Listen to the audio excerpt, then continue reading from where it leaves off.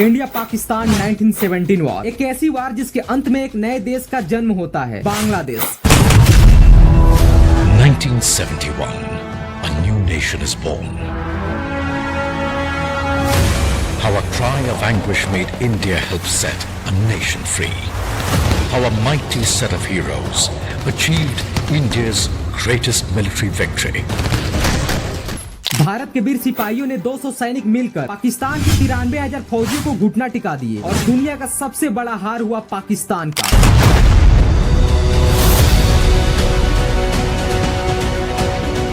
आखिर क्यों हुई ये वार? बांग्लादेश क्यों आजादी चाहता था पाकिस्तान से और भारत का क्या भूमिका था इस युद्ध में? आइए आज की इस वीडियो में जानने की कोशिश करते हैं। India gave people of Bangladesh their independence. এবারে সংগ্রাম আমার মুক্তির সংগ্রাম, এবারে সংগ্রাম স্বাধীনতার সংগ্রাম। Pakistan lost half of its country. A new nation was born, Bangladesh. कहानी की शुरुआत करते हैं भारत को स्वतंत्र होने से पहले, जब इंडिया और पाकिस्तान एक था और ब्रिटिश का रूल था, और फिर से हमें देखने को मिलता है पार्टीशन इंडिया और पाकिस्तान के बीच में। As the new dominions of Pakistan and India take over their own affairs, carrying their few possessions, 1 million people become refugees overnight. 1940 में ही ऑल इंडिया मुस्लिम लीग के सेशन में लाहौर रेजुलेशन बनाया जाता है, जिसमें डिमांड उठाया जाता है कि मुसलमानों के लिए एक अलग देश बनाया जाए। इनका डर ये था कि अगर एक ही देश में रहते हैं कहीं मुस्लिम खत्म के कगार पर ना आ जाए और वो डर के जिए। बंटवारा करते समय धार्मिक रेखाओं पर बॉर्डर बनाने का मतलब ये नहीं था कि लोगों के बीच सामाजिक व्यापार और संस्कृति संबंध उन्हें नजरअंदाज करना पड़ता। यानी कई बड़े बड़े स्टेट थी जहाँ कॉमन कल्चर थी, भाषाएं एक थी, उन्हें भी बांटा गया। पार्टीशन केवल दो धर्मों के बीच डिवाइड किया गया था। इसके दो सबसे बड़े एग्जाम्पल है पंजाब और बंगाल। पंजाब का कुछ हिस्सा पाकिस्तान में गया, कुछ हिस्सा इंडिया में रहा, और सेम युद्ध बंगाल का कुछ हिस्सा इंडिया में, कुछ हिस्सा पाकिस्तान में। लेकिन इनके बांटने का मतलब ये नहीं था कि इनके कल्चर अलग अलग हो जाएंगे। भले ही जो दो हिस्सों में बांटा गया हो, लेकिन वहाँ के लोग सेम भाषा में बात करते थे, सेम कल्चर थे और सेम ट्रेडिशन फॉलो करते थे। बंगाल में जो मुस्लिम पाकिस्तान के फेवर में थे, उनकी उम्मीद ये थी कि अगर एक नया मुस्लिम देश बनता है, उन्हें एक बेहतर स्टैंडर्ड लिविंग मिलेगा, उनकी फाइनेंशियल और सोशल कंडीशन इंप्रूव होगा। इनमें से कई लोग थे जो इंफीरियर फील करते थे। लैंडलॉर्ड वो भी पाकिस्तान की सरकार की तरफ देख रहे थे अपनी फंडामेंटल राइट को पाने के लिए। लेकिन जब बंटवारा किया गया तो बहुत से लोग बिना घर के हो गए। कई मुस्लिम पाकिस्तान रहने के लिए गए, कई हिंदू पाकिस्तान से इंडिया आए। इसी बीच बहुत से दंगे हुए और मुंह बैलेंस हुई, जिसमें लगभग 20 लाख लोगों का डेथ रेट किया जाता है। Communal hatred flares up in the Punjab. Pakistan and India each say they are determined to stop the wholesale rioting.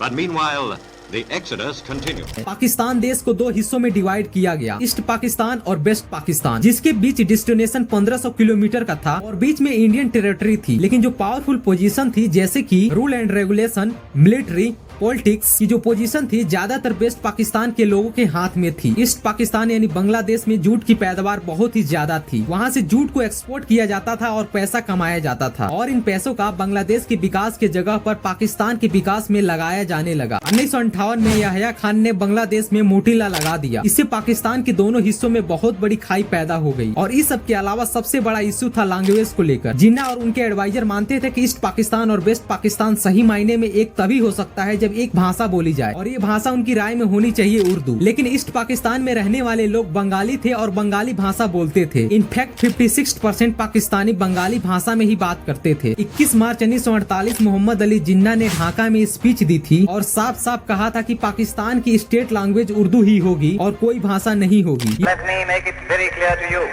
Leave no doubt that state language of Pakistan is going to be Urdu and no other language. ये सब सुनकर बंगाल में रहने वाले लोग बहुत क्रोधित हो गए और इसी वजह से शुरुआत हुई बंगाली भाषा आंदोलन की। 21 फरवरी 1952 को एक बहुत बड़ा विरोध आयोजित किया जाता है। इस भाषा आंदोलन के द्वारा और प्रोटेस्ट करने के लिए लोग इकट्ठा हुए विधानसभा के सामने। पाकिस्तान की आर्मी ओपन फायर कर दी, 5 लोग मारे गए और बची कुची कसर पूरी कर दी पाकिस्तान में हुए 1970 का इलेक्शन ने। हुआ यूँ कि शेख मुजीबुर रहमान की आल पाकिस्तान अवामी मुस्लिम लीग ने ईस्ट पाकिस्तान के 162 सीट में से 160 सीट पर विजय ये दर्ज कर ली। जुल्फिकर अली भुट्टो पाकिस्तान पीपुल पार्टी ने बेस्ट पाकिस्तान के 138 सीट में से 81 सीट ही जीती। मुजमिर रहमान को प्रधानमंत्री बनना बिल्कुल तय था, लेकिन अब इन्हें पाकिस्तान की आर्मी शपथ लेने नहीं दे रही थी। इसीलिए शेख मुजमिर रहमान अपना भाषण दिया और कहा कि अब हम पूर्वी पाकिस्तान से बंगाल को एक नया देश बनाएंगे जिसका नाम रहेगा बांग्लादेश। বাংলার মানুষ মুক্তি চায়, বাংলার মানুষ বাঁচতে চায়, বাংলার মানুষ তারা আজ তার অধিকার চায়। इस भाषण की वजह से पाकिस्तान की आर्मी उन्हें गिरफ्तार करके पाकिस्तान में ले गए और बंगाल में जुल्म करना शुरू कर दिया। पूर्वी पाकिस्तान यानी बांग्लादेश में शेख मुजमिर रहमान की गिरफ्तारी के बाद गिरफ्तारी के विरोध में यहाँ पर मुक्ति वाहिनी नाम का एक विद्रोही गुट तैयार किया गया था। लेकिन वेस्ट पाकिस्तान के लोगों ने पूर्वी पाकिस्तान पर इतना भयानक जुल्म किया, इस पूर्वी पाकिस्तान में पश्चिमी पाकिस्तान के लोगों ने पूर्वी पाकिस्तान यानी बांग्लादेश में 30 लाख लोगों को कटवा दिया, 4 लाख महिलाओं का बलात्कार कर दिया, अपने ही देश के 4 लाख महिलाओं का बलात्कार कर दिया। इतना भयानक दृश्य है, अगर मैं आपको YouTube पर दिखा दूं तो YouTube कम्युनिटी गाइडलाइन क्लेम दे देगा। इतना क्रूरता था कि आप अंदाजा भी नहीं लगा सकते हैं। इस जुल्म का नतीजा ये हुआ कि अप्रैल 1971 तक ईस्ट पाकिस्तान यानी बांग्लादेशी 10 लाख लोग शरण लेने के लिए भारत में अवैध तरीके से आए। इस घटना की गंभीरता को समझते हुए भारत की तत्कालीन प्रधानमंत्री इंदिरा गांधी जानती थी कि जब तक ईस्ट पाकिस्तान यानी बांग्लादेश में शांति नहीं होगा तब तक ये लोग वापस नहीं जा सकते थे। इंदिरा गांधी ने इसके लिए बात की general field marshal Mansingh Shah से। उन्होंने सैन्य प्रमुख मानसिंह शाह से कहा कि आप अभी युद्ध कीजिए बांग्लादेश पर, मैं आदेश देती हूँ। मानसिंह शाह ने युद्ध करने के लिए इनकार कर दिया। फिर इंदिरा गांधी ने पूछा क्यों, तो मानसिंह शाह ने कहा कि हमारी आर्मी को अभी ट्रेनिंग देनी है और हम नवंबर में युद्ध करेंगे। इंदिरा गांधी ने सोचा कि हम लोग पूर्वी पाकिस्तान यानी बांग्लादेश की तरफ ऑफेंसिव रहेंगे, मतलब इधर वेस्ट पाकिस्तान की तरफ हमला कम करेंगे, ताकि हम लोग का मेन मकसद पाकिस्तान के साथ युद्ध करना नहीं था बल्कि जो बांग्लादेशी पर जुल्म हो रहा था उसको रोकना था, क्योंकि वहाँ पर मानवता पूरी तरह से खत्म हो गया था। लेकिन भारत की ये खबर पाकिस्तान को लग गई कि भारत पश्चिम की तरफ कमजोर है। इसका फायदा उठाकर 3 दिसंबर 1971 को अचानक पाकिस्तान ने ऑपरेशन चेंगिस खान लॉन्च कर दिया। इंडिया की कई एयरफील्ड्स पर बम बरसाने लगता है। पाकिस्तान के द्वारा अमृतसर, पठानकोट, जोधपुर, अम्बाला,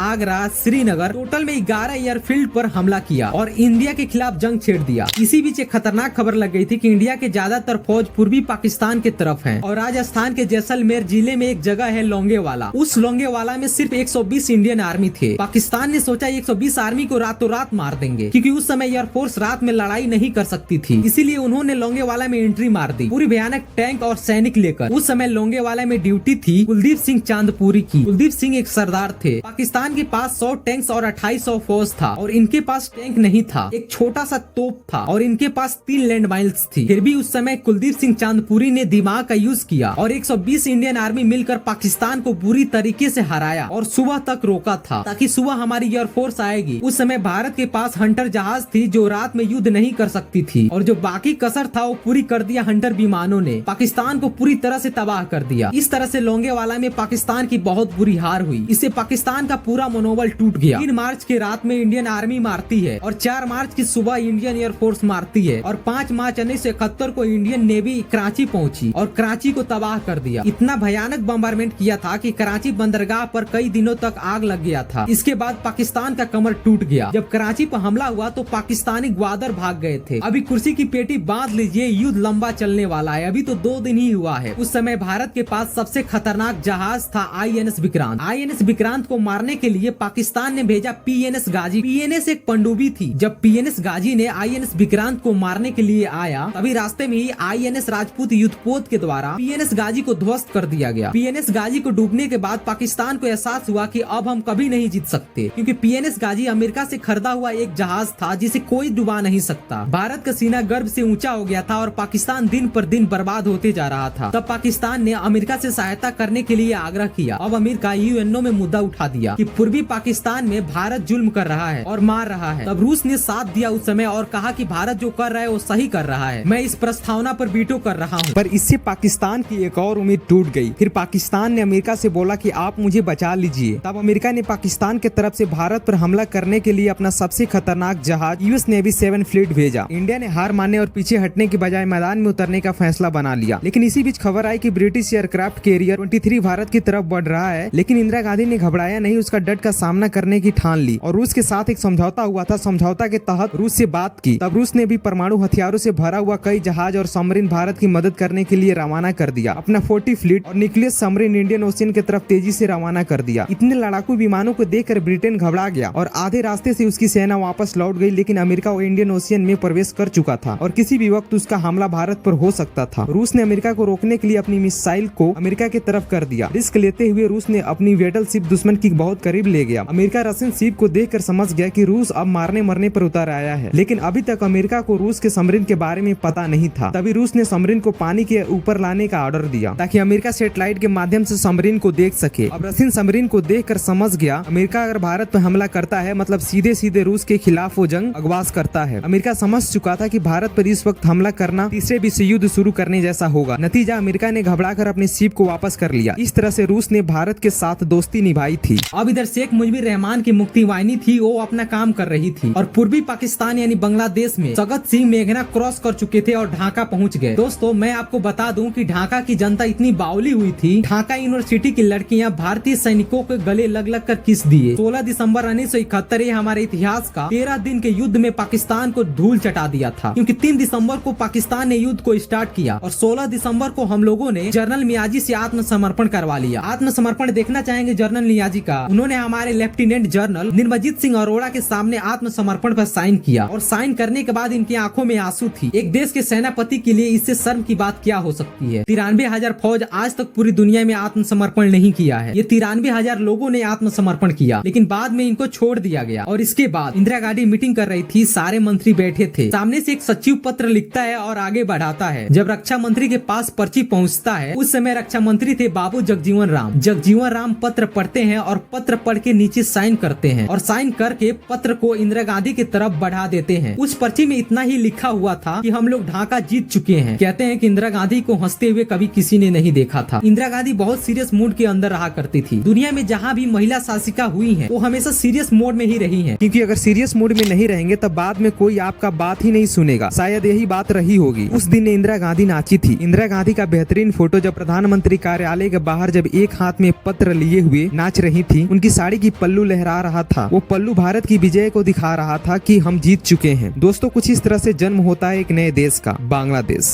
हमारे वीर सैनिकों के लिए एक लाइक तो बनता है। आई होप ये वीडियो आपको इन्फॉर्मेटिव लगी होगी। फिर मिलते हैं एक और ही ऐसे वीडियो में, तब तक के लिए धन्यवाद।